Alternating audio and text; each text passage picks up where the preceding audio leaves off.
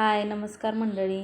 तर बघा इथं बघा लग्नाला हळदी कुंकवासाठी काय द्यायचं याची तयारी चालू आहे बघा. तर तुम्हाला हे बघून कुणाकुणाला अंदाज आला ते नक्की सांगा इथं काय चालू आहे बघा. तर आम्ही पहिल्यांदा तिथं 1.5 किलो मैदा घेऊन वेगवेगळे कलर मध्ये हे करून त्या मैद्यामध्ये ना गरम मोहन घालून वेगवेगळ्या प्रकारचे असे कलरचे गोळे आम्ही बघा मळून घेतलेले आहेत. हिरवा, पिवळा, केशरी आणि आपला मैदा पावशेरभर असे 4 म्हणजे पांढरा पण होतो ना, 4 असे कलर आम्ही करून घेतलेले आहेत बघा. आणि मग चपाती एवढं आकाराचं असं लाटून पहिल्यांदा सगळं घेतलं आहे. आणि मग नंतर मग एका भागावर असं कॉर्नफ्लॉवर आणि त्यात तूप मिक्स करून घेतलेलं आहे ना, असे लावून असं घेऊन ना 4 प्रकारे एकावर एक ठेवून घ्यायचे आहेत. तूप मिक्स करून लावायचं बघा. आणि अशा प्रकारे आम्ही सगळे लाटून हे बघा तर थोडं पीठ प्रकारे पहिल्यांदा कणाई आपण असे लाटून सगळं आपलं गोल करून ठेवायचं बघा. अशा प्रकारे आम्ही पहिल्यांदा सगळं लाटून असं त्याला कॉर्नफ्लॉवर आणि तूप लावून असं मस्तपैकी हे करून ठेवलेले होते. आणि नंतर ते कट करायचे बघा गोळे. आणि असे छोटे छोटे आपण पुरी कसं लाटतो ना तसं लाटून घ्यायचं. त्याचा गोळा करायचा नाही बघा. म्हणजे ते कलरचं छान असं लेअर पडतात आणि मस्त दिसायला दिसते. हे बघा अशा प्रकारे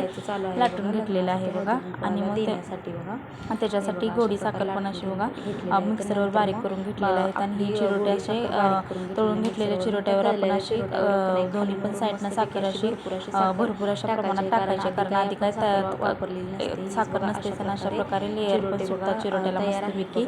आणि हे आपले चिरोटे तयार आहेत बघा लग्नात हळदी कुंकू व रुखवतासाठी देण्यासाठी. कसे वाटले तुम्हाला नक्की सांगा.